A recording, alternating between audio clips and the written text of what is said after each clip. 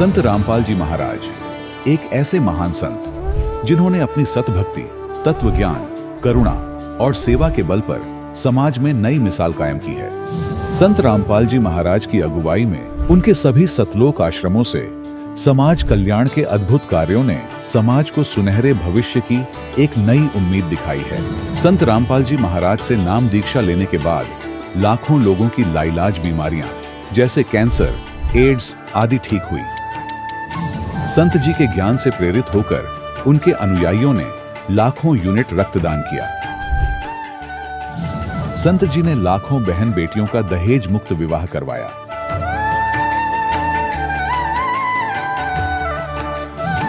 संत जी ने लाखों लोगों का नशा छुड़वाया, करोड़ों उजड़े परिवार बसे।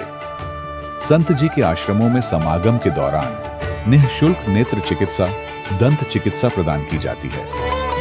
संत रामपाल जी महाराज द्वारा समय समय पर पर्यावरण संरक्षण के उद्देश्य से बड़े स्तर पर वृक्षारोपण किया जाता है। संत जी ने जरूरतमंदों को तत्काल राहत पहुंचाने के लिए एम्बुलेंस सेवा शुरू की। संत जी अपने अनुयायियों को देहदान के लिए प्रेरित करते हैं, जिससे मानवता की सेवा और चिकित्सा क्षेत्र में सुधार हो सके। संत रामपाल जी महाराज के सभी आश्रमों में हर रोज निःशुल्क भंडारा आयोजित किया जाता है, जहां हर वर्ग, हर जाति और हर धर्म के लोग एक साथ बैठकर भोजन करते हैं।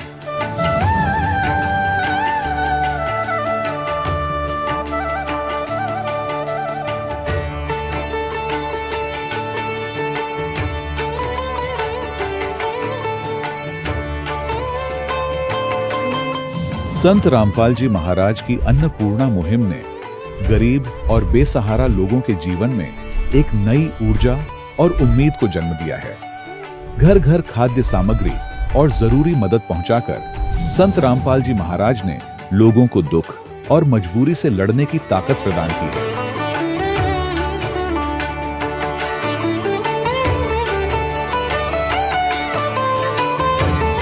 संत रामपाल जी महाराज द्वारा गरीब लोगों के लिए घर बनवाने का अद्भुत कार्य एक ऐसी मिसाल कायम कर रहा है जो सदियों सदियों संत जी की उदारता और दया भावना के तौर पर जाना जाएगा।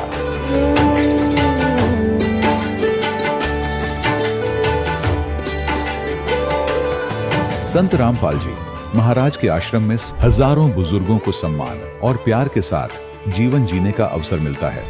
उनके खाने, रहने और स्वास्थ्य की पूरी जिम्मेदारी संत रामपाल जी महाराज उठाते हैं। अनाथ बच्चों के लिए संत रामपाल जी महाराज के सभी आश्रम किसी वरदान से कम नहीं। यहाँ उन्हें शिक्षा, संस्कार और भविष्य के लिए बेहतर अवसर प्रदान किए जाते हैं। चाहे बाढ़ हो, भूकंप या महामारी, संत रामपाल जी महाराज और उनके अनुयायी हमेशा ही जरूरतमंदों के लिए सबसे आगे खड़े रहते हैं। कोविड महामारी के दौरान संत रामपाल जी महाराज के आश्रमों से करोड़ों लोगों के लिए भोजन, दवाइयां और जीवन रक्षक सामग्रियां उपलब्ध कराई गई। चाहे गरीब की मदद हो या किसी शोषित और पीड़ित वर्ग के हक और सम्मान की लड़ाई, संत रामपाल जी महाराज ने हमेशा ही उनकी दबी आवाज को सरकारों तक पहुंचाया है और उन्हें उचित न्याय दिलवाने में अहम भूमिका अदा की है। समाज में आध्यात्मिक और सामाजिक मूल्यों के प्रति जागरूकता लाने में संत रामपाल जी महाराज हर कदम पर मानवता के सच्चे सेवक साबित हुए हैं। संत रामपाल जी महाराज का जीवन हमें सिखाता है कि सच्ची सेवा वही है जो निस्वार्थ भाव से की जाए। आइए हम भी इस महान सेवा के कार्य में इस महान संत से जुड़ें और संत रामपाल जी महाराज से नाम दीक्षा लेकर अपने जीवन को धन्य बनाएं।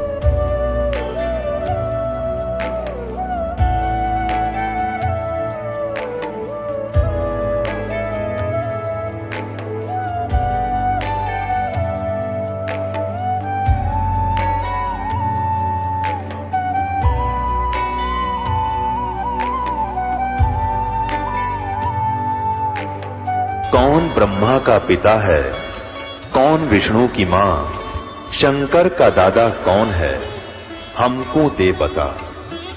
ये जानने के लिए कृपया सुनिए। जगत गुरु तत्वदर्शी संत रामपाल जी महाराज के अमृत वचन सर्व पवित्र धर्मों के पवित्र शास्त्रों के आधार पर। सत साहिब दर्शकों, आज हम आपको एक ऐसी चमत्कारी घटना के बारे में बताने जा रहे हैं जिसे सुनकर आप चौंक जाएंगे। यह कहानी है सिरहा, नेपाल के शिव कुमार जी की। पहले ये आर्य समाज के अनुयायी थे और विष्णु जी, शिव जी की पूजा किया करते थे। फिर भी इनके परिवार पर भूत प्रेत का साया था। एक दिन अचानक इनके बेटे की मृत्यु हो गई। पूरा परिवार शोक में डूबा हुआ था, लेकिन एक सच्चे संत से प्रार्थना करने मात्र से एक चमत्कार हुआ और इनका बेटा फिर से जीवित हो गया। यहाँ पर विचार करने वाली बात यह है कि क्या आज भी ऐसे संत इस धरती पर विद्यमान हैं जो अपनी आध्यात्मिक शक्तियों से इस तरह के अद्भुत लाभ दे सकते हैं, दुर्घटनाओं से बचा सकते हैं और अपने आशीर्वाद और सच्ची भक्ति विधि प्रदान कर अपने अनुयायियों के सारे कष्ट दूर कर उनके जीवन को खुशहाल बना दे। तो दर्शकों, आइए अब शिव कुमार जी से ही सुनते हैं उनके जीवन में घटी इन अद्भुत घटनाओं की सच्चाई। सर नमस्कार। सर नमस्कार। क्या नाम है जी आपका? मेरा नाम शिव कुमार दास। शिव कुमार जी, कहाँ से आए हैं आप? हम नेपाल से आए हैं। नेपाल में कहाँ से? नेपाल सिरहा जिला है हमारा, यहाँ डिस्ट्रिक्ट सिरहा है, धनगढ़ी माई नगर पालिका 6 है ना, जो कि गांव का नाम मथिया ही है ना। सर आपसे जानना चाहेंगे कि संत रामपाल जी महाराज से नाम दीक्षा लेने से पहले आप क्या भक्ति साधनाएं करते थे? सर हम भक्ति साधना जो ही आर्य समाज करते थे, जो कि मेरा पूर्वज ब्रह्मा विष्णु महेश को मानते थे। घर में जो इष्ट देवता बनाकर रखे थे, जो कि काली बंदी घोर को मानते थे। आपने कहा कि आप आर्य समाज को मानते थे, वो तो ब्रह्मा विष्णु महेश को नहीं मानते। सर जी ऐसे है, जो पूर्वज करके आए थे है ना, उसी तरह हमें करना पड़ता था। जो कि घर में जो कि इष्ट देवता माना जाता है, जो कि काली बंदी गोरैया, उसको मानते थे, राजदेवी को मानते थे है ना। आप नेपाल में रहते हैं, संत रामपाल जी महाराज से कैसे जुड़े आप? संत रामपाल जी महाराज से हम ऐसे जुड़े, जो कि मेरा बच्चा सबसे पहले मेरा बच्चा जो है ना, बच्चा को भूत प्रेत का बाधा था, जो कि उन्होंने एक बार स्कूल में अचेत हो चुके थे, जो कि मृत्यु को रखिए ना कि मृत्यु को प्राप्त हो चुके थे। फिर उनको जो है से हॉस्पिटल में ले जाने के बाद डॉक्टर ने जवाब दे दिए थे। डॉक्टर जवाब दे देने के बाद उन्होंने एक बार संत रामपाल जी महाराज को शिष्य एक मिला, उन्होंने बोला कि अरे इसको कुछ नहीं हुआ है, ये तो जिंदा हो जाएगा। फिर उनको बोला कैसे होगा, तो उन्होंने जो कि वो अपने रूम पर ज्ञान गंगा पुस्तक रखे थे, वो ज्ञान गंगा पुस्तक में जो परमात्मा परम सतगुरु संत रामपाल जी महाराज का जो फोटो है, उस फोटो के उनको सिर में के नीचे जो ऐसे रख दिया, बोला कि आप जो है ना उसका पिता है, उनको आप दंडवत प्रणाम करो, देखो ठीक होगा। मैंने दंडवत प्रणाम की, आप परमात्मा से अर्ज की कि हे बंदी छोर, यदि ठीक हो जाएगा तो मैं अपने बच्चा को मैं आपको शरण में पहुंचा दूंगा और मैं भी चलाऊंगा। ऐसे मैं बोले ठीक 2 मिनट में मेरे बच्चा उठकर खड़ा हो गए। जो कि वहाँ पे 12-13 मास्टर थे और वहाँ का समाज बैठे हुए थे। देखा तो बोला अरे तो चमत्कार हुआ। उसके बाद उन्होंने बच्चों के दूसरे दिन के बाद जाकर के उनको नामदान दिलाए। लेकिन आपने कहा कि अगर आपका बच्चा ठीक हो गया तो आप संत रामपाल जी महाराज से जुड़ जाएंगे, लेकिन आप उनसे नहीं जुड़ते हैं। क्या आपको संत रामपाल जी महाराज पर विश्वास नहीं था? तो सर जी मुझे विश्वास इसलिए नहीं हो रहा था, जो कि इससे पहले जो कि कोई धामी गुनी आकर के ठीक कर देते थे, बोलते थे कि मैं ठीक कर दूंगा, मैं गारंटी लेता हूँ, ये करता हूँ वो करता हूँ, ऐसे बोल कर जाते थे। लेकिन 2 दिन 3 दिन के बाद वैसे ही होता था, इसीलिए मेरे को विश्वास नहीं हो रहा था। लेकिन चमत्कार तो हुआ था, इतना मेरे को विश्वास था कि ये चमत्कार तो हुआ, लेकिन ऐसा चमत्कार तो दूसरे धामी भी कर देते हैं है ना। इसलिए मुझे कुछ डाउट था मन में, जो कि उनको मैं टाइम दिए थे कि 6 महीने तक मेरे बच्चा ठीक रह जाएगा तो मैं आ जाऊंगा। लेकिन 2 महीने के बाद मैंने देखा तो 1 दिन का समय है, जो कि मैं आश्रम गए। आश्रम जाने के बाद वहाँ पर 81 बंदी छोड़ सतगुरु रामपाल जी महाराज की दया से मेरा ये माइंड 81 जो है नाच गए। वहाँ पर जाने के बाद जो है मैं वहीं पर नामदान ले लिए। एक ही बार मेरे बच्चा बोला कि पिताजी आप भी नामदान ले लीजिए, मुझे अकेले दिल नहीं लगता है। जैसे कि आपने कहा था कि 6 महीने तक आपके अगर बेटे को कुछ नहीं होता है तो आप नाम ले लेंगे। क्या उस दिन के बाद आपके बेटे को कुछ नहीं हुआ, बिल्कुल स्वस्थ रहा वो? नहीं सर जी, मेरे बच्चा को कुछ नहीं हुआ, लेकिन हुआ दूसरे बच्चियाँ थी, मेरी बड़ी वाली बच्चियाँ थी, उनके साथ हुआ। बच्चियाँ मतलब? मेरे लड़की, जो मेरे बड़ी वाली लड़की थी, उन लड़की को ऐसा ही हाल हुआ, जो कि एसएलसी परीक्षा में मेरे भाई साहब लेकर जा रहा था। आमने सामने एक्सीडेंट हुआ। आमने सामने एक्सीडेंट होने के बाद जब मेरे बच्चियाँ गिरी, लड़की गिरी, तो वो दूसरे वाला मोटरसाइकिल था, उस मोटरसाइकिल को ले गाड़ी में समीत जो फंस गए, जो कि पीछे पर पुलिस प्रशासन भी थे, लेकिन कुछ दूर जाकर के बच्चियाँ छूट गई, लड़की छूट गई मेरी। वो मोटरसाइकिल कहाँ गायब हुई दिखाई नहीं दी सर जी। उनके बाद उनको फिर वही भूमिजा हॉस्पिटल में भरना किया। भरना करने के बाद 3 दिन के बाद उनको जो ऐसा हाल हुआ, ऐसा हाल हुआ, जो कि अब इसका बातें न मत छोड़िए। फिर भी मैं उन्हीं बंदी छोड़ सतगुरु रामपाल जी महाराज के शरण में ले जा करके ऐसे उनको फोटो के सामने जो कि खड़ा की, 2 मिनट के बाद में उसके आँखों से गंगाधार फूट गए सर जी। उनके बाद मेरे बच्चा ने, उन लड़की ने जो जंतर मंतर था गर्दन में, उसको काट कर फेंक दिया। उसके बाद उसके सुबह में जा कर के बोले कि पिताजी मुझे आश्रम ले चलिए। जब आश्रम ले गए सर जी, वहाँ जा कर के मेरा बेटी अपना अच्छा से नामदान लिए। सर, आपकी इन बातों पर कौन विश्वास करेगा? आपके कहने का मतलब है कि आपके बेटे की मृत्यु हो गई थी, डॉक्टर्स ने भी बोल दिया था कि अभी आपका बच्चा मृत्यु को प्राप्त हो चुका है, उसके बाद वो बच्चा जीवित हो जाता है। तो इन बातों पर कौन विश्वास करेगा कि मुर्दे तक को जिंदा कर देते हैं संत रामपाल जी महाराज? सर जी, विश्वास करना वो अपना अंतरतः का दिल का बात है। विश्वास करे या न करे वो तो दूसरी बात होती है, लेकिन जो घटना मेरे साथ हुई है, जो कि वहाँ पर माउंट का प्रिंसिपल लगाए, जो कि 12-13 मास्टर था, सारे वहाँ का जो कि समाज मेले लगे हुए थे, वो सभी ने चमत्कार देखा है। अब बोला जो कि ये चमत्कार तो वास्तव में कोई भगवान ही कर सकता है। सर, बहुत सारे लोग ऐसे भी हैं जो कहते हैं कि संत रामपाल जी महाराज से नाम दीक्षा लेने से पहले वो नशा करते थे, और जैसे ही उन्होंने नाम दीक्षा ली संत रामपाल जी महाराज से, तो उन्होंने नशा छोड़ दिया और वो अब कोई भी नशा नहीं करते हैं। क्या आप भी कोई नशा करते थे पहले? सर, नशा का बात तो बीड़ी तंबाकू खैनी हम नहीं खाते थे, लेकिन बियर पीते थे। नेपाल में रहने के ऐसे बियर पीते थे। सर, और कोई लाभ मिला आपको संत रामपाल जी महाराज से नाम दीक्षा लेने के बाद?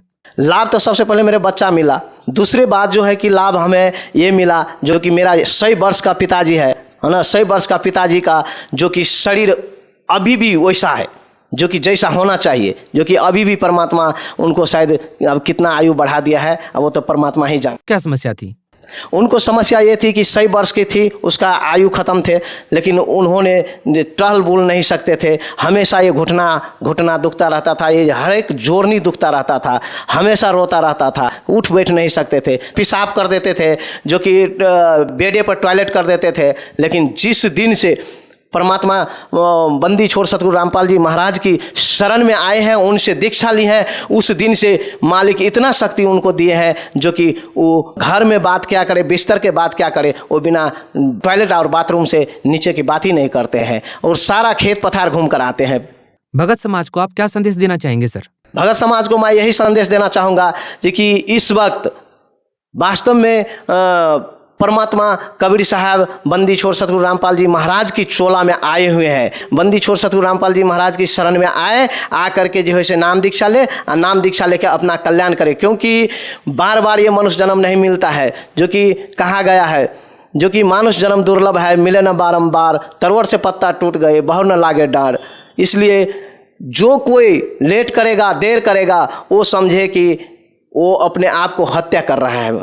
जी धन्यवाद। दर्शकों, अभी आपने सुने संत रामपाल जी महाराज से दीक्षा प्राप्त करके सुखी हुए भक्त के अनुभव। अब देखिए जगत गुरु तत्वदर्शी संत रामपाल जी महाराज के मंगल प्रवचन। वो केवल इसी ब्रह्म को ही तत्व से जानता था, इस ब्रह्म को ही फाइनल मान रहा था कि ये पूर्ण परमात्मा है, मार्कंडेय ऋषि, तो उसने वही सेटिंग थी।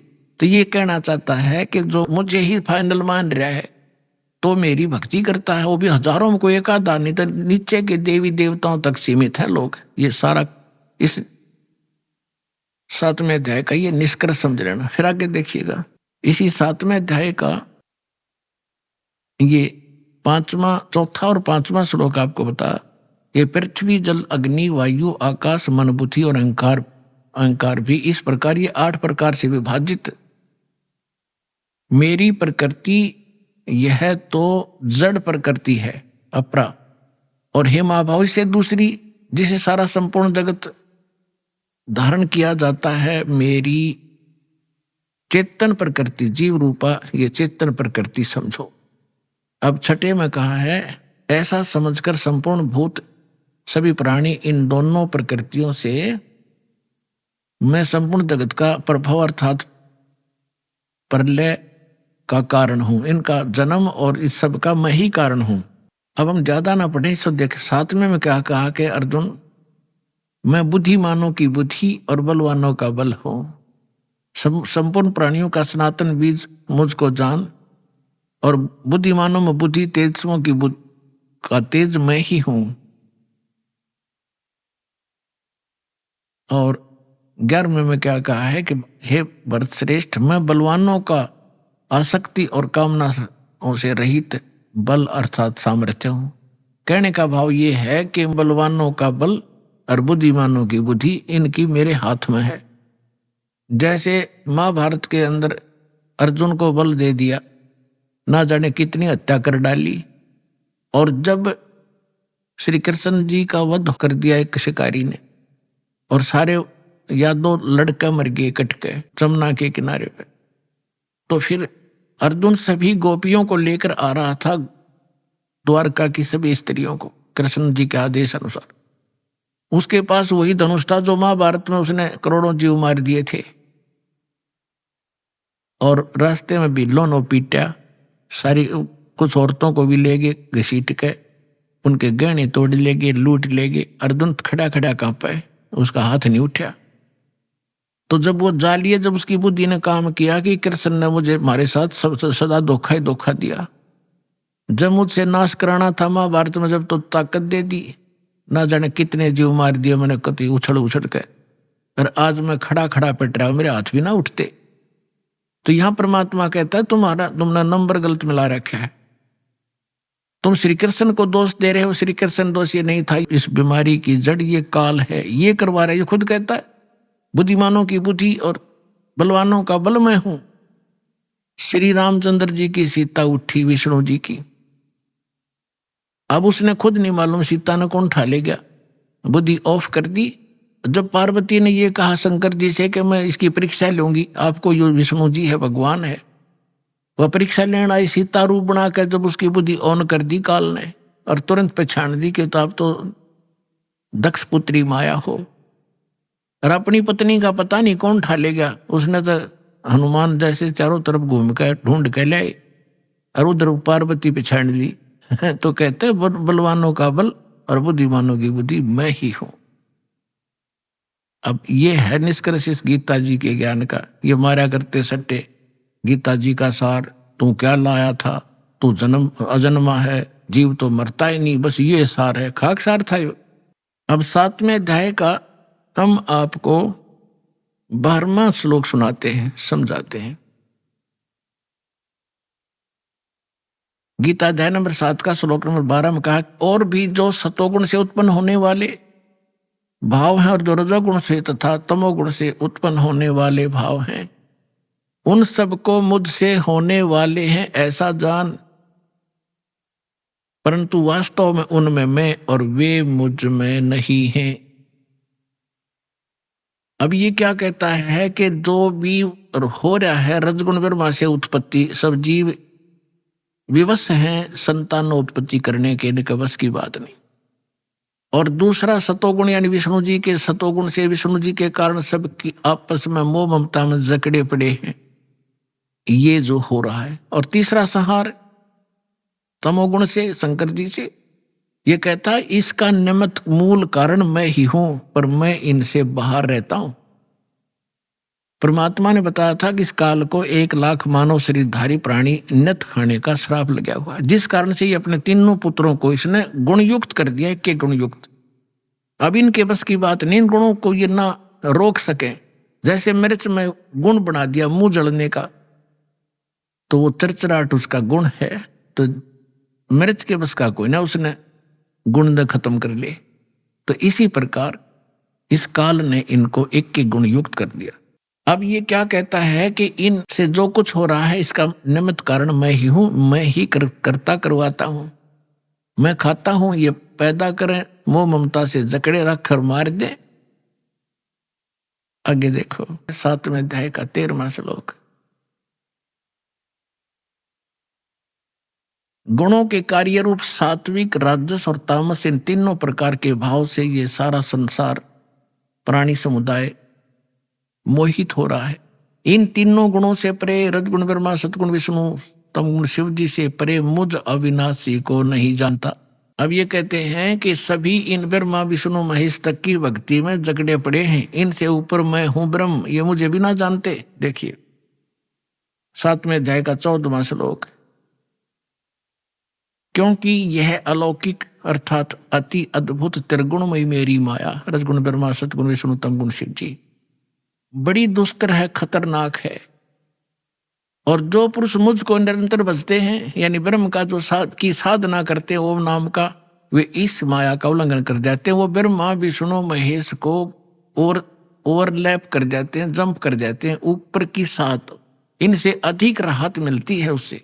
आगे देखो 15वें में क्या कहा है। ओए होए, माया के द्वारा जिनका ज्ञान हरा जा चुका है, रजगुण ब्रह्मा, सतगुण विष्णु, तमगुण शिव जी तक की जो बुद्धि, जिनकी बुद्धि वहीं तक सेट है, इनसे आगे कोई सुनना भी नहीं चाहते, वो आसुर स्वभाव यानी राक्षस स्वभाव को धारण किए हुए मनुष्यों में नीच, नराधम, नराधमा, मनुष्यों में नीच, दूषित कर्म करने वाले मूर्ख, मूर्ख लोग मुझको नहीं भजते। अब दास आपको सुनाएगा थोड़ा सा मौखिक कथा। अब इसमें ये क्यों कहा है कि तीनों गुणों के पुजारियों को राक्षस कहा, और मेरी भक्ति यानी ब्रह्म साधना भी नहीं करते, ये ब्रह्मा विष्णु महेश तक सीमित है, अन्य देवी देवताओं तक सीमित है, इनको राक्षस स्वभाव को धारण किए मनुष्यों में नीच दूषित कर्म करने वाला क्यों कहा। रजगुण ब्रह्मा जी की साधना की थी, भक्ति की थी, हिरण्यकशिपु ने अंडरस्टूड है, राक्षस कहलाया, अपने बेटे का दुश्मन बन गया और कुत्ते वाली मौत मारा गया। तमगुण शिव की भक्ति की थी रावण ने, और आपको पता उसकी कैसी गति हुई, राक्षस कहलाया। और एक भस्मागिरी नाम का शिव का पुजारी था, और उसने भगवान शिव के कैलाश पर्वत पे उनके गेट के सामने 12 वर्ष तक भक्ति करी, ऊपर न पैर, नीचे न सिर, सिरासन पर। एक दिन पार्वती ने प्रार्थना की, आप तो महादेव हैं, समर्थ हैं, आपका पुजारी क्या मांगता है, दे दे इस बालक को। भगवान शिव ने कहा कि मांग। भस्मागिरी क्या मांगता है। भस्मागिरी ने कहा ऐसे नहीं, आप वचनबद्ध हो तब मांगू। भगवान शिव ने कहा कोई मांग ले, हो गया वचनबद्ध। तो उस भस्मागिरी ने कहा कि आप मुझे अपना भस्म कंडा दे दो। भगवान शिव के पास एक ऐसा कड़ा था जो हाथ में पैर कर रखा करते, वो ऐसी सिद्धि युक्त कर रखा था कि जिसके सिर पर न्यू कह दे भस्म, वो मर जाता था, भस्म हो जाता था। और इस बात का ज्ञान था भस्मागिरी को। ये गिरी, पुरी, नागा, कनपाड़े नाथ, ये सारे के सारे 10 नामी ये शिव के पुजारी हैं, सन्यासी। तो भगवान शिव ने सोचा ले जंगल में रहता है, अपने बचाव के लिए राक्षसों से लेता होगा, निकाल कर दे दिया भोलेनाथ ने। अब जो ही भस्मागिरी के हाथ में भस्मकड़ा आ गया, उसी समय आंख बदल गया और हंसा नो ठाका मार के, ले होले शंकर होशियार, तुझे मारूंगा, तुझे भस्म करूंगा और पार्वती को अपनी पत्नी बनाऊंगा। मैं इसी उद्देश्य से साधना कर रहा था। अपने आत्मा शंकर जी को मृत्युंजय, कालज्ञ, अविनाशी, सर्वेश्वर, सबका मालिक, अंतर्यामी, पता नहीं क्या क्या संज्ञा दिया करते। सूक्ष्म वेद में कहा है कि यदि ये इस अंतर्यामी थे, क्या उस दुष्ट के मन की नहीं जान सकते थे क्या बकवाद लेकर साधना कर रहा है। अविनाशी होते तो क्यों भाग लिए उसके आगे। आगे आगे भगवान और पीछे पीछे पुजारी, दोनों जहां 100 की स्पीड पे। अब परमात्मा ने इनकी रक्षा करते हैं मालिक आकर, जब ये हृदय से पुकारते हैं, आपत्ति में होते हैं, ये भी उसी के बच्चे। तो परमात्मा ने पार्वती रूप बनाया, भस्मागिरी और शंकर जी के बीच में खड़े हो गए और कहा संकेत से कि आ जाओ, यहां खड़े हो जाओ। भस्मागिरी ने सोचा भी बिल्कुल ठीक है, कड़ा मेरे पास है, शंकर जी तो रुका नहीं, अभी 100 किलोमीटर तो रहे, मैं इतने 2 बात कर लेता हूं। वो खड़ा हो गया।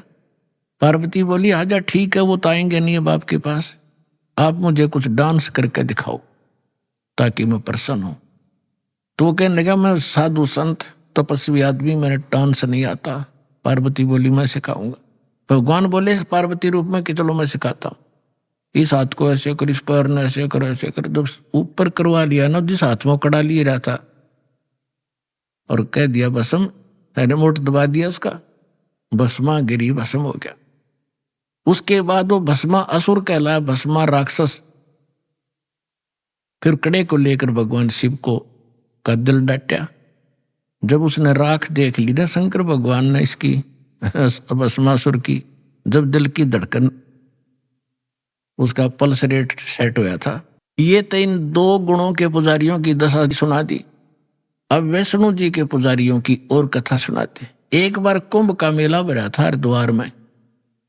उस समय ये सभी गिरिपुरी जितने भी त्रिगुण उपासक हैं, अपने अपने ग्रुप में जाकर वहां इकट्ठे हो जाते हैं। पुरियों में पुरी, गिरियों में गिरी, नाथों में नाथ, ओगड़ों में अगड़, नागाओं में नागा, वैष्णो में वैष्णो। और जो नहाने का ये समय निर्धारित करते हैं, हर की पैड़ी के ऊपर भी लगी थी। इनका अपना बनाया बस है ये मनगढ़ंत कहानियां। फिर भी उस अनुसार वो उस नहाने के लिए सबसे पहले नागा पहुंच गए हर की पैड़ी के ऊपर।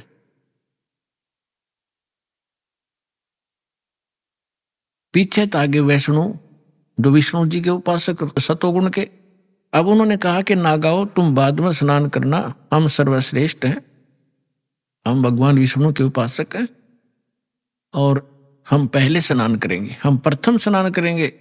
नागाओं ने कहा कि नहीं, हम सर्वश्रेष्ठ हैं, हम त्यागी और बैरागी हैं, हम वस्त्र तक नहीं रखते, हम सर्वश्रेष्ठ हैं, हम सबसे पहले स्नान करेंगे। वैष्णु साधुओं ने कहा कि तुम पशु की तरह नंगे फिरते हो, टट्टी के हाथ भी ना धोते, शर्ट फरडो राख लपेट रखी, तुम काहे के शुद्ध हो, उत्तम हो, बाहर निकलो, हम प्रथम नहाएंगे।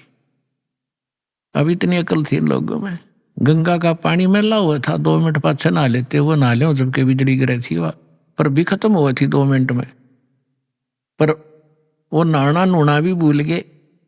भगवान की हर की पैड़ी में भी प्यार नहीं, भगवान का भी डर रहा नहीं, आपस में लड़न लग गए, कत्लेआम कर दिया। 25,000 वह त्रिगुण उपासक वह कट कर मर गए, कत्लेआम कर दिया।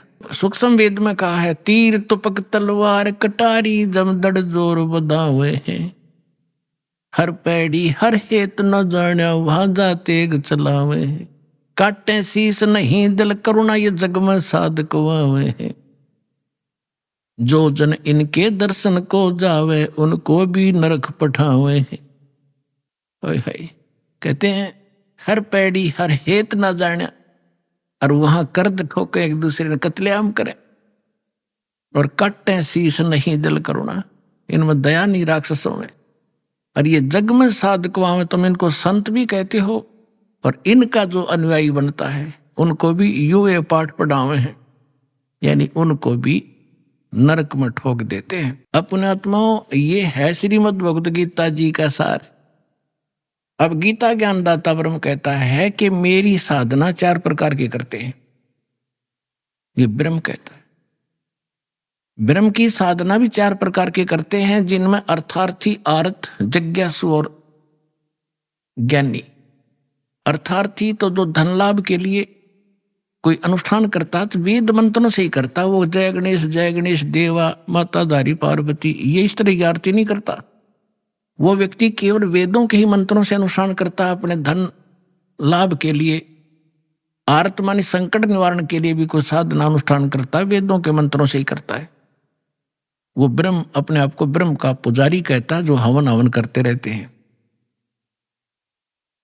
और तीसरा जिज्ञासु, जिज्ञासु वो होता जो भगवान के लिए निकलता है, ज्ञान ग्रहण करता करता स्वयं वक्ता बन जाता है, वो भी अपना जीवन नाश कर लेता है। और चौथा बताया ज्ञानी।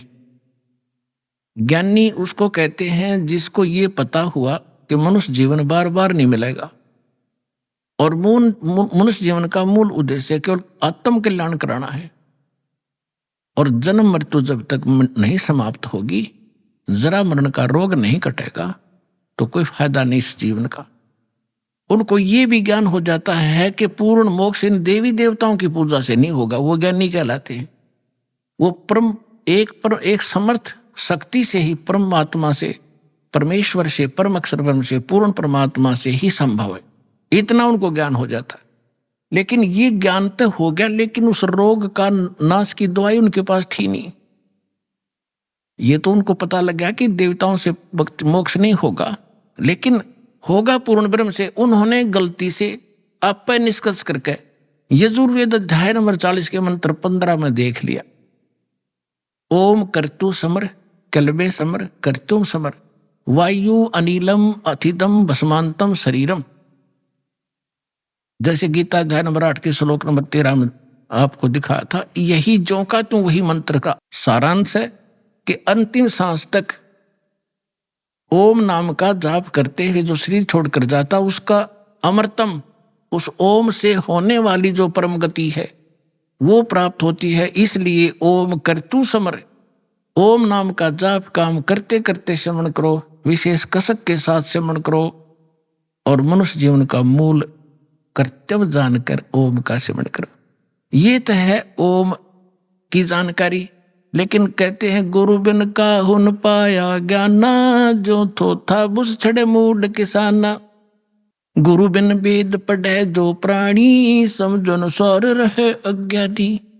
40वें अध्याय यजुर्वेद के 10वें मंत्र में कहा है कि कोई तो परमात्मा को संभवात कहता है।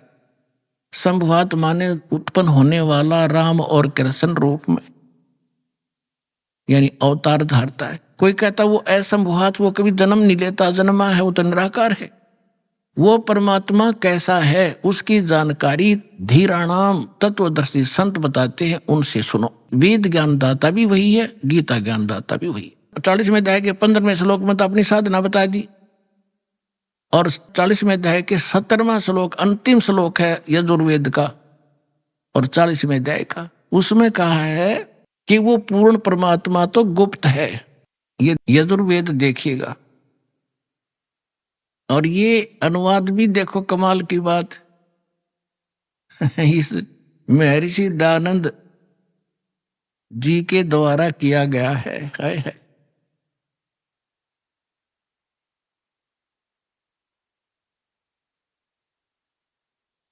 प्रकाशक है सार्वदेशिक कार्य प्रतिनिधि सभा 2/5 महर्षि दयानंद भवन रामलीला मैदान नई दिल्ली से।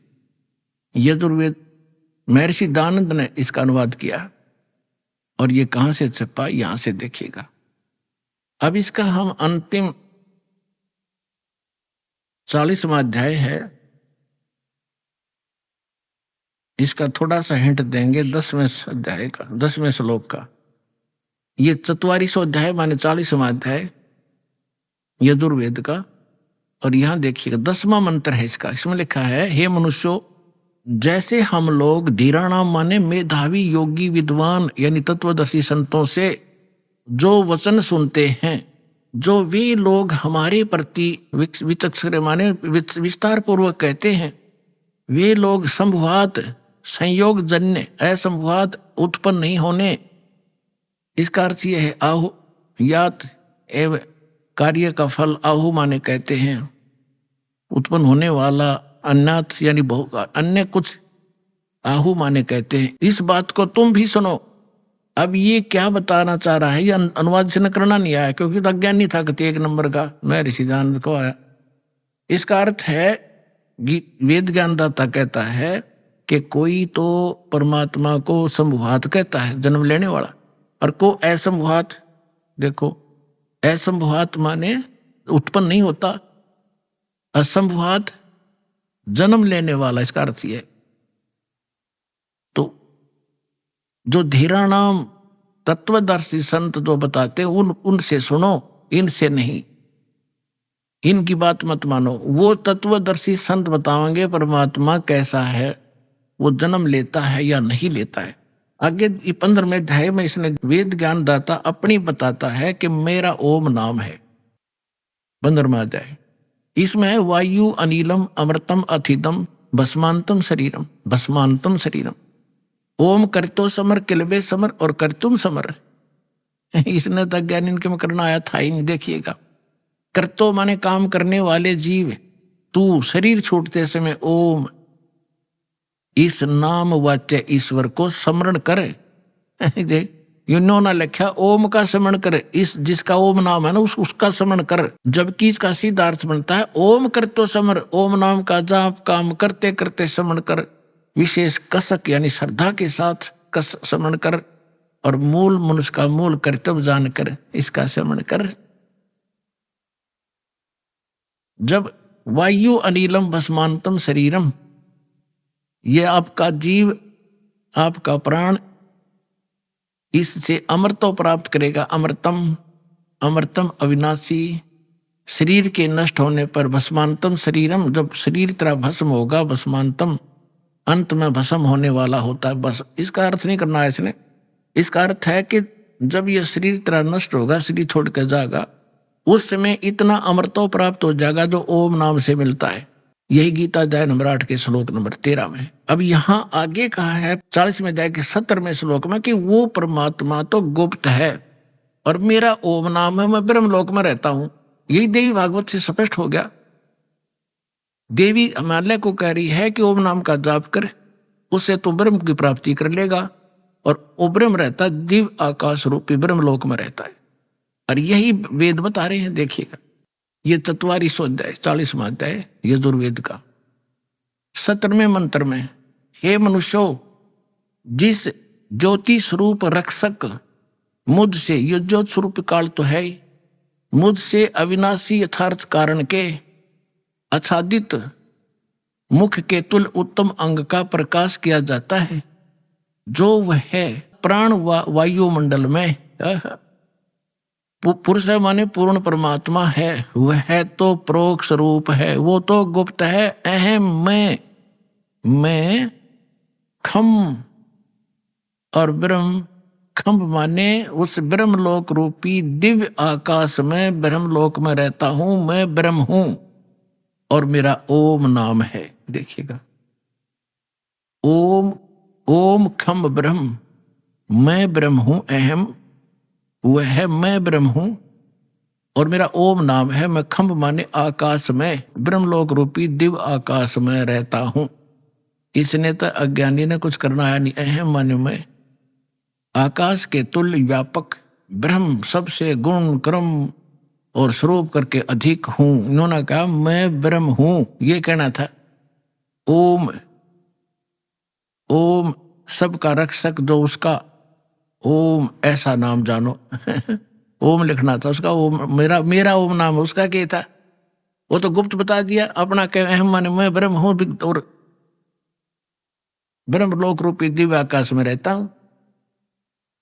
अब हो गया सिद्ध योग। अब जो ज्ञानी आत्मा थे वो उनके वेद समझ में न आए, उनकी यहाँ बुद्धि पर पत्थर पड़ गए कि गीता अध्याय नंबर 4 के श्लोक नंबर 32 और 34 में स्पष्ट कर दिया है कि इस ज्ञान से कोई अन्य ज्ञान है जो तत्व ज्ञान है, और वो उनको पाया नहीं। उन्होंने इसी को अंतिम मान लिया। 40वें अध्याय के 15वें श्लोक से ये मंत्र ऋषियों ने मान लिया उस पूर्ण परमात्मा का जो परोक्ष है, गुप्त है।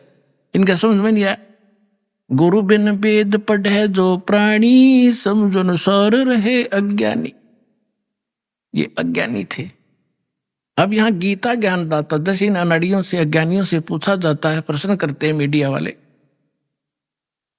के 7वें अध्याय के 18वें श्लोक में गीता ज्ञानदाता अपनी गति को अनुत्तम क्यों कहता है। यानी ओम नाम से जो परम गति होती है, ब्रह्म लोक प्राप्ति होती है, ब्रह्म लोक ये ब्रह्म का मंत्र है ओम नाम, तो कहते हैं इसको अनुत्तम क्यों कहा अन्यों कहें अनुत्तम का अर्थ बदल दिया ना अज्ञानियों ने। देखो गुड माने अच्छा और बैड माने बुरा, और कोई बैड का अर्थ नो कहे सबसे अच्छा, बुद्धि भ्रष्ट व्यक्ति होता है वो। अनुत्तम माने अश्रेष्ठ, उत्तम माने श्रेष्ठ, गुड। और यहां अनुत्तम का अर्थ कहते जिससे उत्तम कोई और ना हो, हमारा शर ना हो, ऐसे अनाड़ी हमारे गुरु मिले हमारे को। तो इसका अर्थ ये था कि गीता ज्ञान दाता कह रहा है कि मेरी साधना 4 प्रकार के करते हैं। 3 तो रिजेक्ट कर दिए, अर्थ, अर्थार्थी और जिज्ञासु। और चौथे जो ज्ञानी हैं ये मुझे बहुत अच्छे लगते हैं, क्योंकि ये देवी देवताओं की घंटी नहीं पीटते, ये ब्रह्म साधना करते हैं। और इनको मैं अच्छा लगता हूं क्योंकि इन्होंने मुझे अंतिम मान लिया, ये मुझे प्रिय है, इनको मैं प्रिय हूं। लेकिन इनको तत्वदर्शी संत ना मिलने से ये ज्ञानी आत्मा है तो अच्छी आत्मा, उद्धार है, समर्पित है। शरीर भी इन्होंने समर्पित कर दिया, परवाह नहीं की, चाहे मर जाए बेशक, नष्ट हो जाए शरीर, में भगवान मिलना चाहिए। लेकिन ये मेरे वाली अनुत्तम गति में ही श्रेष्ठ आश्रित रहे, इनको तत्वदर्शी संत नहीं मिले। अब आपके रूबरू करता है श्लोक देखिएगा। श्रीमद् भगवत गीता, गीता प्रेस गोरखपुर से प्रकाशित, जयदाल गोविंद का इसके अनुवादक है, जिसका अनुवाद दास आपको दिखाने जा रहा है। 7वें अध्याय का अब 16वां श्लोक। हे भरतवंशियों में श्रेष्ठ अर्जुन, उत्तम कर्म करने वाले अर्थार्थी, अर्थ, जिज्ञासु और ज्ञानी 4 प्रकार के भगत जन मुझको भजते हैं। 17वें में कहा कि उनमें नित्य मुझ में एक ही भाव से स्थित अनन्य भाव, अनन्य प्रेम भक्ति, एक भक्ति, ज्ञानी भक्त ये होना चाहिए, अति उत्तम है। ये मुझे अच्छे लगते हैं क्योंकि मुझको तत्व से जानने वाले ज्ञानी को मैं अत्यंत प्रिय हूं और वह ज्ञानी मुझे प्रिय है। ठीक है। अब 18वें में कहा है उद्धारा सर्वे एव ते ज्ञानी तु आत्मा एव मे मतम। मेरे विचार में ये सभी ज्ञानी आत्मा हैं तो उद्धार यानी समर्पित हैं, अच्छी आत्माएं हैं। आस्थित से ही युक्त आत्मा माम एवं अनुत्तमाम गतिम। ये सभी युक्त आत्मा भगवान में लीन आत्माएं आस्थित हैं, वह भगवान में लगी हुई आत्मा, वो भगवान समझ कर मुझे भज रही है, वो मेरे वाली अनुत्तमाम अति घटिया गति में श्रेष्ठ है। अभी आपने सुने संत रामपाल जी महाराज के मंगल प्रवचन। आइए अब सुनते हैं संत रामपाल जी महाराज से नाम दीक्षा लेकर सतभक्ति करके अद्भुत लाभ प्राप्त करने वाले अनुयायी के विचार। नमस्कार दर्शकों, परमात्मा के प्रति विशेष प्रेम और आस्था रखकर अपनी दिनचर्या शुरू करते हैं सिख समाज के पुण्यकर्मी लोग। आज हम आपको जिस साधक की कहानी सुनाने जा रहे हैं वो भी इसी श्रद्धा के साथ अपने दिन को प्रारंभ करते थे। ये है कुरुक्षेत्र। हरियाणा के रंजीत सिंह जी 5 वाणियां व श्री गुरु ग्रंथ साहिब की गुरबाणी का पाठ नित्य रूप से किया करते थे। लेकिन अचंभे की बात यह है कि श्री गुरु ग्रंथ साहिब जी को ये पढ़ते जरूर थे, पर उन अमर वाणियों में लिखे गूढ़ रहस्यों को समझ नहीं पाते थे। काफी प्रश्न उठते थे, जैसे श्री गुरु नानक देव जी ने किस वाहे गुरु की ओर इशारा किया है और कौन से जब से सचखंड प्राप्ति हो सकती है। इसी कश्मकश में उलझे रंजीत जी को 2015 में तत्वदर्शी संत रामपाल जी महाराज जी के सत्संग प्रवचन सुनने को मिले, जिसमें गुरबाणी से उजागर किए गए सभी तथ्यों को देख ये आश्चर्यचकित रह गए। संत जी से नाम दीक्षा लेने के बाद रंजीत जी को वो गुरु मिल गया जिसके विषय में गुरु नानक जी ने कहा, ऐ नानक कहे एक गल, नाम बिना सब चखना चाह। इन्हें वो भगवान मिल गया जिसके विषय में अंकित है आलम बड़ा कबीर। और सबसे बड़ा लाभ ये है कि रंजीत जी को उस दुखहर्ता भगवान की कृपा से बहुत सुख मिले हैं। अब आप स्वयं सुनिए रंजीत जी की मुंह जुबानी इनके जीवन की ये प्रेरणादायक कहानी। नमस्कार सर। सर सर क्या नाम है आपका? रणजीत दास जी। सर कहाँ से हैं आप? जिला कुरुक्षेत्र, तहसील पेहवा जी, हरियाणा से जी। सर संत रामपाल जी महाराज से नाम दीक्षा आपने कब ली? मैंने नाम दीक्षा जी 25 अक्टूबर 2016 में ली जी। सर, संत रामपाल जी महाराज से नाम दीक्षा लेने से पहले आप क्या भक्ति साधनाएं करते थे? सर, मैं सिख समाज से बिलोंग करता था। हम गुरु द्वारे के बगैर किसी और को नहीं मानते थे। हम गुरु ग्रंथ साहब को ही गुरु मानते थे और 5 बाणी का पाठ करता था। मैंने अमृत छका हुआ था और मैं कम से कम भी 30-32 साल से 5 बाणी का पाठ किया करता था और मैं किसी भी नशे पत्ते से नहीं था। सब इन बुराइयों से मैं अलग था और ये भक्ति मैं काफ़ी देर से मतलब इनकी कर रहा था। मेरे मन में ये बाणी पढ़ते हुए और ये भक्ति करते हुए मेरे अंदर काफ़ी सवाल थे जो मैं गुरबाणी में से मुझे मिलते थे, जो मेरे अमृत छकने के बाद मैच नहीं कर रहे थे। गुरु नानक देव जी की जो बाणी थी वो कुछ और कह रही थी और जो हम जो अपनाए हुए थे उससे मेल नहीं खा रहा था। तो परमात्मा की कृपा ऐसी हुई कि मैं 2015 से संत रामपाल जी महाराज जी का सत्संग देखने लगा टीवी के ऊपर। ऐसे मैं गुरबाणी सुना करता था।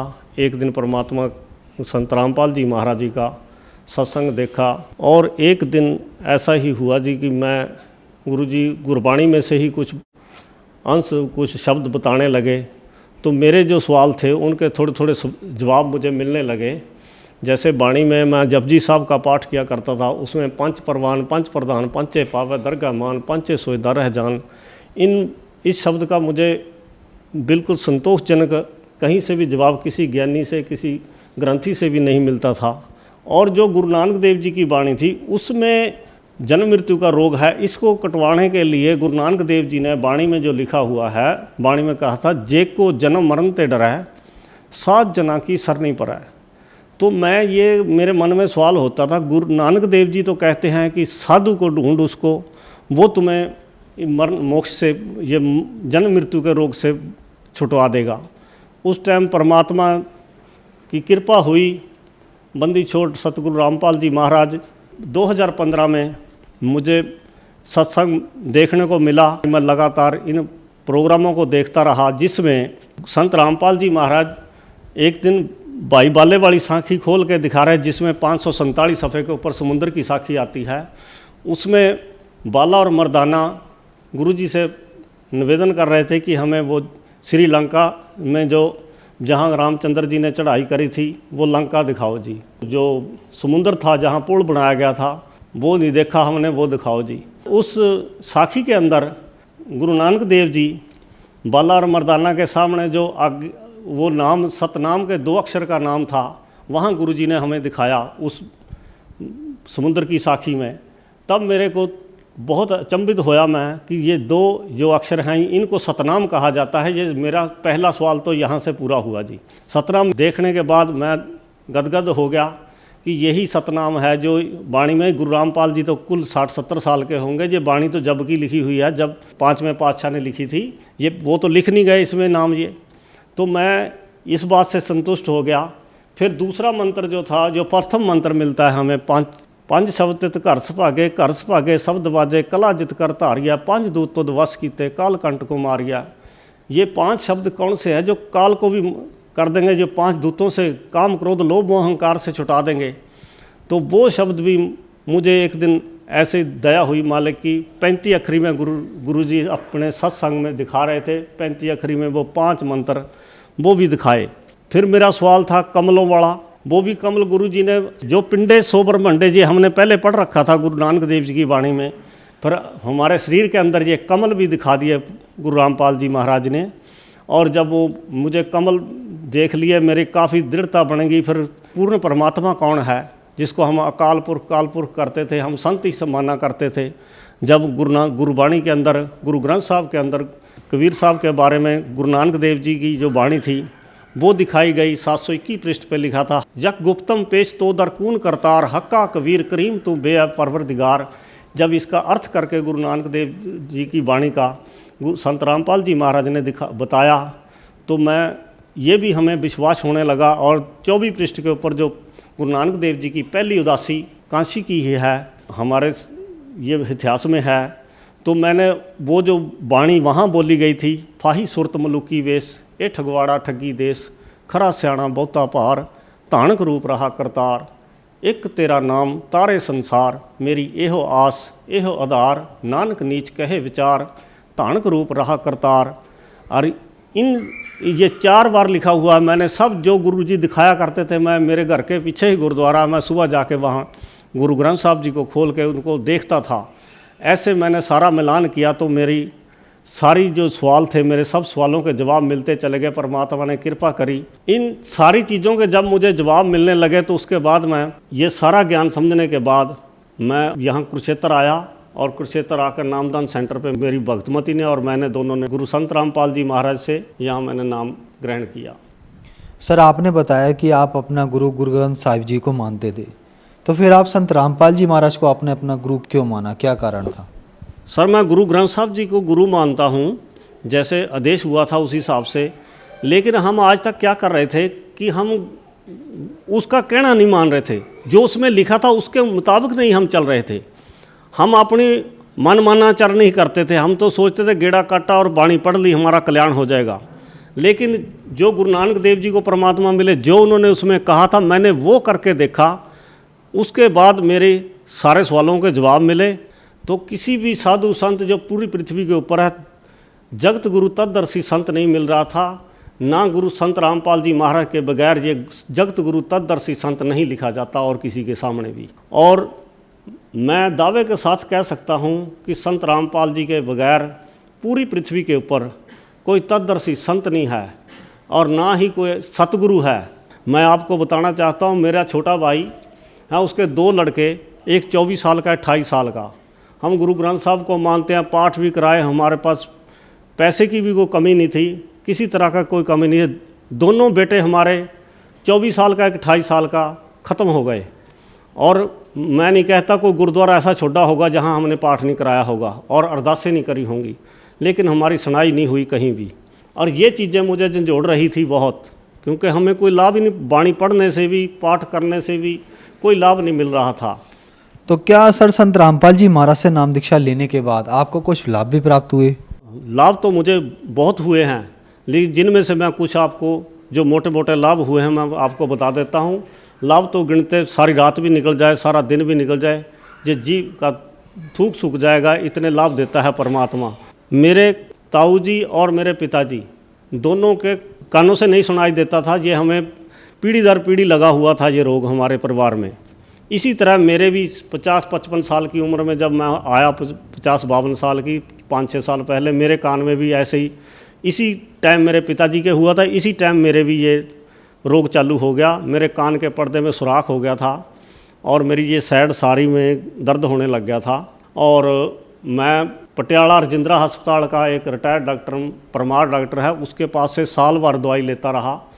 उसी टाइम 2015 की बात है कि उसी टाइम मैं साल भर हो गया था, तो उधर मैं ये रिसर्च भी कर रहा था, गुरुजी के प्रोग्राम भी देख रहा था। अचानक मुझे परमार डॉक्टर ने कहा तू एम्स में वहाँ ऋषिकेश ही दिखवा ले अपने कान को, वहाँ बड़ा डॉक्टर है। मैं वहाँ चला गया। उन्होंने मेरा 2 बार मैं वहाँ गया, उन्होंने 1 बार दवाई दी, दूसरी बार उन्होंने टेस्ट किया कि तेरी हड्डी गलने लग गई अंदर से, सरदार जी आपके तो कान का ऑपरेशन होगा। फिर मैंने उनको कहा चलो ऑपरेशन कर दो। तो उस टाइम मैं इतना दृढ़ हो गया था। वैसे मुझे ये सारा पता लगा कि सतगुरु गुरु रामपाल के बगैर धरती पे कोई सतगुरु नहीं है और कबीर परमात्मा के बगैर कोई परमात्मा नहीं है। और उस टाइम मैंने नाम नहीं लिया हुआ था। और फिर मैं जिस टाइम उन्होंने मुझे वहाँ 7 मई 2015 को मेरा ऑपरेशन का टाइम दे दिया। जिस टाइम मैं उस टाइम दे दिया तो मैं अभी 3 महीने थे वहाँ, एक लड़की जलंधर की लगी हुई थी। मैं बोला बेटा 3 महीने में कैसे काटूंगा, मेरे तो कान रोज़ बहता है और खारिज होती है, सुनता भी नहीं है, दवाई भी नहीं आप दे रहे, कह रहे। उन्होंने कहा अंकल जैसे भी होगा कि यदि किसी का पहले ऑपरेशन होगा तुम्हारा नंबर लगा दूंगा। लेकिन मेरा नंबर तो मैं घर चला गया और मैं सत्संग देखता था। मैं एक दिन ऐसे ही मन में प्रार्थना करी, संत रामपाल जी महाराज आप पूर्ण परमात्मा है, मेरे कान मत खोसियो, मैंने तो आपकी भक्ति करनी है, तेरा नाम सुनना है। मैं सच करके कह रहा हूँ, मैंने नाम भी नहीं लिया था। सुबह को जब मैं उठा तो मेरा कान बिल्कुल सूखा था और मेरे कोई खारिश नहीं हो रही थी, कुछ नहीं हो रहा था। मेरा नाम लेने से पहले परमात्मा ने मेरा कान ठीक किया जो हमें जन्म जन्म से हमारे पीढ़ी दर पीढ़ी ये रोग चला आ रहा था। उसके बाद मेरी भक्तमती है, जब हमने नाम ले लिया, हम नाम तो ज्ञान के आधार पे आए, लेकिन उनको भी प्रॉब्लम थी, उनके शरीर में दर्द रहता था, एक छोटी मोटी प्रेत बाधा सी रहती थी, उसके कारण सारा शरीर बेकार कर दिया, घुटनों में दर्द, शरीर का वजन बहुत बढ़ गया था। और 25 अक्टूबर 2016 में संत रामपाल जी महाराज से जब नाम लिया, उसके 1.5-2 महीने बाद ही भक्तमती को भी आराम होना शुरू हो गया और उनका वजन घटना शुरू हो गया। और मैं एक बार यूपी वाले खेत से पिपली के पीछे आ रहा था, ये कुरुक्षेत्र से पीछे, अचानक मेरी कार, एक टेम्पू ने मेरे सामने टेम्पू रोक दिया, उसमें लग गई आके, और टेम्पू नीचे खदानों में जा गिरा और वो चालक की टांग टूट गई। टांग टूट गई, मैंने वहाँ थाने में फ़ोन हो गया, यहाँ मेरे मिलने वाले थे, उन्होंने फ़ोन कर दिया, वहाँ पुलिस वाले आ गए, मुझे उन्होंने संभाला, उसको भी उठा के ले गए, उसको यहाँ कुरुक्षेत्र हॉस्पिटल में ले आए, तो यहाँ से चंडीगढ़ रेफ़र कर दिया वो जो टेम्पू चालक था।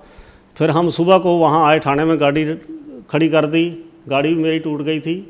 और फिर मैं वहाँ जब गए थाने में, हमने उनसे समझौता करना चाहा, तो मैं जो इंस्पेक्टर उसके बयान लेने चंडीगढ़ गया था, उसको फ़ोन किया कि इनसे बात कर लो, जो को यहीं पैसा लेके फ़ैसला कर लेंगे। तो उसने 50,000 रुपये मुझसे मांगे। फिर मेरे को पुलिस वाले ही बोले, जब तेरा बीमा कागज सब कुछ पूरे हैं, तुम्हें क्या देने की ज़रूरत है, तुम केस कर दियो तो अपने आप कर लेगा फैसला, जब पहली तारीख पे आएगा। मैंने उनका कहना मान के ऐसे कर लिया। मैं जो केस बना था, उस केस की तारीख भुगते भुगते मुझे 3 साल गुजर गए। हर महीने मुझे तारीख पे आना पड़ता था, मुदई आए ना आए मुझे ज़रूर आना पड़ता। मैं बड़ा परेशान चल रहा था, तारीख भुगत भुगत के मुझे यूपी से 200 किलोमीटर में आता था, 200 किलोमीटर जाता था। और फिर जब मैंने नाम लिया, 3 साल हो गए थे मुझे ये क्रिया करते हुए, ये केस भुगतते हुए। नाम अक्टूबर में लिया और 25 जनवरी 2017 में मैं बाइज्जत बरी हुआ। संत रामपाल जी महाराज की कृपा हुई और उसके बाद मैं उस केस में मुझे एक पैसा भी नहीं देना पड़ा, बाइज्जत बरी हुआ। मैं अपने समाज के भाइयों को मैं बताना चाहता हूँ, यदि कोई परमात्मा पाना चाहता है इस धरती के ऊपर, जो मनुष्य देह में आया है, इस जीवन का ये 84 लाख जून के बाद ये जीवन प्राप्त हुआ है। भई प्राप्त मनुख देहरिया, गोबिंद मिलन की ये तेरी वरिया, अवर काज तेरे किते ना काम, मिल साध संगत भज केवल नाम। यदि हमने कृत करते करते मोक्ष पाना चाहते हैं, हमें किसी तीर्थों मंदिरों कहीं जाने की ज़रूरत नहीं है। सब किछ घर में बाहर नाही, बाहर ढोला सो भरम भुलावै। जिसने परमात्मा पाना है, परमात्मा ने एक ऐसी मशीन बनाई है, इसी में परमात्मा की प्राप्ति है। देवते भी इस शरीर के लिए लोचते हैं। मैं अपने सब बहन भाइयों को कहना चाहता हूं कि ये मनुष्य जन्म बार बार नहीं मिलता। अब मैं तो यही अपने बहन भाइयों को संदेश देना, जो गुरु ग्रंथ साहब को मैं गुरु मानता हूं, और जो उस गुरु कह रहा है, जो उसकी वाणी कह रही है गुरु नानक देव जी की, उस वाणी के आधार पे चल के देख लो एक बार। यदि आपको जो वाणी में लिखा सारे लाभ प्राप्त होंगे और आपका मोक्ष होगा, आपको सबसे लोक सुखिया हो जाएगा। तुम्हारा जितने दिन हम यहाँ रहेंगे, हमें यहाँ भी सुख प्राप्त होगा और मोक्ष हम बिल्कुल आसानी से हम यहाँ से सचखंड चले जाएंगे। संत रामपाल जी महाराज से दीक्षा लेनी बहुत आसान है। इस टाइम 10-12 चैनल टीवी के ऊपर संत रामपाल जी की सत्संगों के चल रहे हैं। उनके प्रत्येक सत्संग के नीचे एक पीली पट्टी चल रही है। उस पट्टी के ऊपर सतलोक आश्रम बरवाड़ा के नंबर चलते हैं। उन नंबरों पे फ़ोन करके आप जहाँ से भी फ़ोन करोगे, उसी नज़दीक नामदान सेंटर का आपको पता मिल जाएगा। आप आसानी से वहाँ से जाकर नाम दीक्षा लेकर अपना कल्याण करवा सकते हैं। धन्यवाद सर। सत साहिब।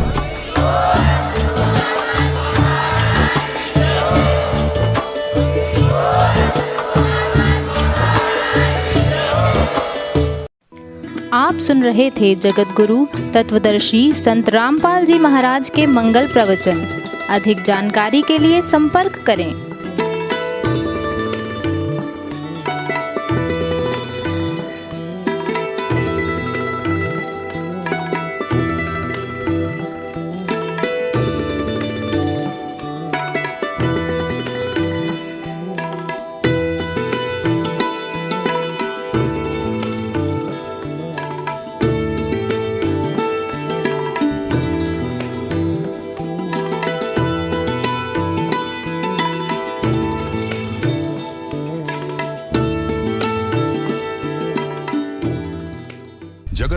तत्वदर्शी संत रामपाल जी महाराज जी के पावन सानिध्य में भक्ति की अलख जगाने तथा श्रद्धालुओं को सत्य भक्ति मार्ग का रास्ता दिखाने हेतु कनाडा के लोकप्रिय channel the TV NRI channel पर जगत गुरु तत्वदर्शी संत रामपाल जी महाराज जी के मंगल प्रवचनों का प्रसारण प्रतिदिन सुबह 7:30 बजे से 8:30 बजे तक तथा रात्रि 7:30 बजे से 8:30 बजे तक किया जा रहा है। इस सत्य भक्ति मार्ग को अपनाने के लिए अधिक से अधिक सत्संग प्रसारण देखें। इस सत्संग प्रवचन का सीधा प्रसारण संत रामपाल जी महाराज लाइव सत्संग YouTube चैनल और जगत गुरु संत रामपाल जी महाराज Facebook पेज पर भी देख सकते हैं।